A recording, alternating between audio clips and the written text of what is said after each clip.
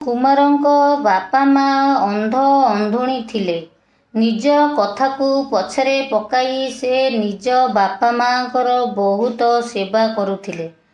ପାଖ ଗାଁରୁ ଭିକ୍ଷା କରି ବାପା ମାଙ୍କୁ ଖାଇବାକୁ ଦେଉଥିଲେ। ତାଙ୍କୁ ଗାଧୋଇ ଦେବାଠାରୁ ଆରମ୍ଭ କରି ସେଜ ବିଛାଇ ଶୁଆଇ ଦେବା ପର୍ଯ୍ୟନ୍ତ ସବୁ କାମ କରୁଥିଲେ। ଅନ୍ଧ ବାପା ମାଙ୍କର ଗୋଟିଏ ବୋଲି ପୁଅ ହୋଇଥିବାରୁ ତାଙ୍କୁ ତ କ୍ଷଣଟିଏ ଛାଡ଼ି ସେମାନେ ରହିପାରୁନଥିଲେ। କେଉଁ ଦିନ ଯଦି ଫେରିବା ଟିକିଏ ଡେରି ହୋଇଥିଲା ସେମାନେ ବ୍ୟସ୍ତ ହୋଇଯାଉଥିଲେ। ଥରେ ତାଙ୍କ ବାପା କହିଲେ, ପୁଅ, ଦେଶର ବିଭିନ୍ନ ତୀର୍ଥସ୍ଥାନ ବୁଲିବାକୁ ଇଚ୍ଛା ହେଉଛି। ଧନ ନଥିବାରୁ ଓ ଆମେ ଅନ୍ଧ ଥିବାରୁ ଆମ ଇଚ୍ଛା ବୋଧେ ପୂରଣ ହୋଇପାରିବ ନାହିଁ।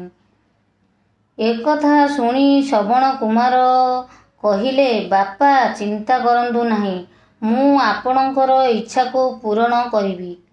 ଏହା କହି ସେ ଦୁଇଟି ଶିକା ଆଣିଲେ। ବାପା ମାଙ୍କୁ ଦୁଇଟି ଟୋକେଇରେ ବସାଇ ନିଜ କାନ୍ଧରେ ଭାର ବହନ କରି ସେ ତୀର୍ଥଯାତ୍ରାରେ ବାହାରିଲେ। ସବୁ ତୀର୍ଥସ୍ଥାନ ବୁଲି ଶେଷରେ ଅଯୋଧ୍ୟାର ସରଜୁ ନଦୀ କୂଳରେ ପହଞ୍ଚିଲେ। ଗଛ ମୂଳେ ବାପା ମାଙ୍କୁ ଓହ୍ଲାଇ ବିଶ୍ରାମ ନେଲେ। ମା ବାପାଙ୍କୁ ଶୋଷ ହେବାରୁ ହାତରେ କଳସୀଟିଏ ଧରି ସେ ନଦୀକୁ ପାଣି ଆଣିବାକୁ ଗଲେ। ଏହି ସମୟରେ ଅଯୋଧ୍ୟାର ରାଜା ଦଶରଥ ଶିକାର କରିବାକୁ ଆସିଥାନ୍ତି। ସେଦିନ ଶିକାର ନ ପାଇ ରାଜା ଗଛ ମୂଳେ ବିଶ୍ରାମ ନେଉଥିଲେ। ଶ୍ରବଣ କୁମାର ପାଣିରେ କଳସୀ ବୁଡ଼େଇବା ଶବ୍ଦ ତାଙ୍କ କାନରେ ବାଜିଲା। କୌଣସି ଗୋଟିଏ ପଶୁ ପାଣି ପିଇବା ପାଇଁ ଆସିଛି ବୋଲି ଭାବି ଶବ୍ଦ ଶୁଭୁଥିବା ଆଡ଼କୁ ଲକ୍ଷ୍ୟ କରି ତୀର ଛାଡ଼ିଲେ। ତୀର ଯାଇ ଶ୍ରବଣ କୁମାରଙ୍କ ଛାତିରେ ବାଜିଲା। ଶ୍ରବଣ କୁମାର ଯନ୍ତ୍ରଣାରେ ଚିତ୍କାର କଲେ। ମଣିଷ ଚିତ୍କାର ଶୁଣି ରାଜା ଦଶରଥ ସେ ସ୍ଥାନକୁ ଦୌଡ଼ି ଗଲେ।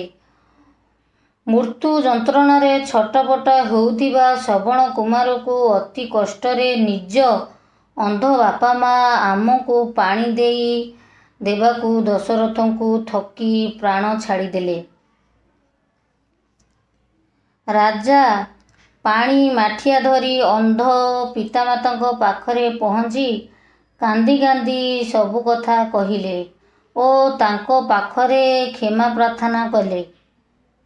ପୁଅ ମରିଯିବା କଥା ଶୁଣି ବୁଢ଼ୀ ମା କାନ୍ଦି କାନ୍ଦି ତଳେ ଗଡ଼ିଗଲେ।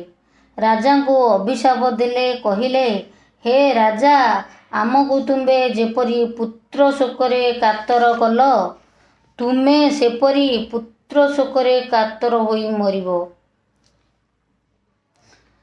କିଛି ଦିନ ପରେ ଅନ୍ଧ ଅନ୍ଧୁଣୀଙ୍କର କଥା ସତ ହେଲା। ରାଜା ଦଶରଥ ପୁଅ ରାମଙ୍କର ବନ ଗମନ ଶୋକରେ କାତର ହୋଇ ମଲେ।